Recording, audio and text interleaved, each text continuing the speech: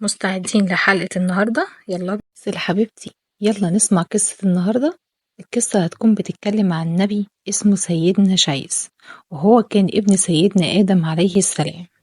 هو كان بعد سيدنا آدم، يعني كان نبي زي بابا آدم. بالظبط يا حبيبتي. شيس كان الخليفة بعد آدم، وكان عليه يعلم الناس إن هم إزاي يعبدوا ربنا. كان سيدنا شيس بيقف على جبل عالي، وكان بيشوف السما ويفكر ويقول يا رب، هو أنا هقدر أكون نبي بعد والدي؟ كان حاسس إن المسؤولية كبيرة عليه قوي. يعني كان خايف. اه، بس ربنا طمنه وقال له انت الخليفة بعد آدم، وهتعرف توصل رسالتي.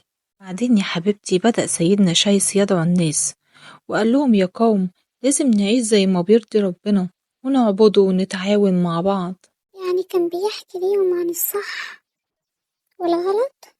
بالظبط يا حبيبتي. وكان بعض الناس بيشككوا في كلامه، لكن كان دايما بيرد عليهم أنا جاي برسالة من عند ربنا. وفي مرة كان في واحد اسمه قابيل، كان مش مؤمن بكلام شيس، وقال له انت مين عشان تقول لي نعبد الله؟ ليه كان رافض؟ بعض الناس كان عندهم قلوب قاسية، لكن شيس ما استسلمش وقال لهم أنا جاي برسالة من ربنا. يوم تاني شيس كان بيصلي في مكان هادي، وفجأة نزلت عليه صحف سماوية من السماء، كان فيها تعليمات من الله بقى ليه وللناس أو للقوم اللي كانوا موجودين. يعني ربنا بعت ليه كتاب؟ بالظبط يا حبيبتي. وبعد كده بدأ شيس يعلم الناس بقى من الصحف دي، ويقول لهم ازاي تعيشوا حياة ترضي ربنا. وبعد كده بدأت دعوته تنتشر، والناس بقت تعترف بكلامه وتعبد الله بالطريقة الصح. ايه يعني الناس ابتدت تآمن بيه؟ ومع الوقت بدأ الناس يقتنعوا ويمشوا على الطريق الصح. وفي يوم من الأيام واحد من الناس اللي كانوا بيعارضوا شيس راح له، وراح قال له ايه، أنا غلطت كتير قوي، ممكن ربنا يغفر لي؟ اللي هو صحيح يا ماما، هي التوبة بتغفر كل حاجة. طبعا، لو الواحد تاب بصدق ربنا غفور رحيم. شيس قال له لو تبت بصدق الله يسامحك.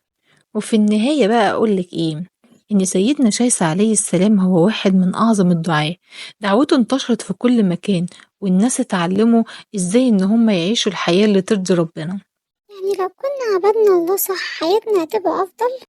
طبعا يا حبيبتي، بالإيمان والصبر نقدر نعيش حياة أجمل وأفضل وأحسن بكتير جدا. كمان يا حبيبتي إن سيدنا شيس علمنا إن الإيمان بالله مهم جدا، وإن التوبة رحمة من عند ربنا.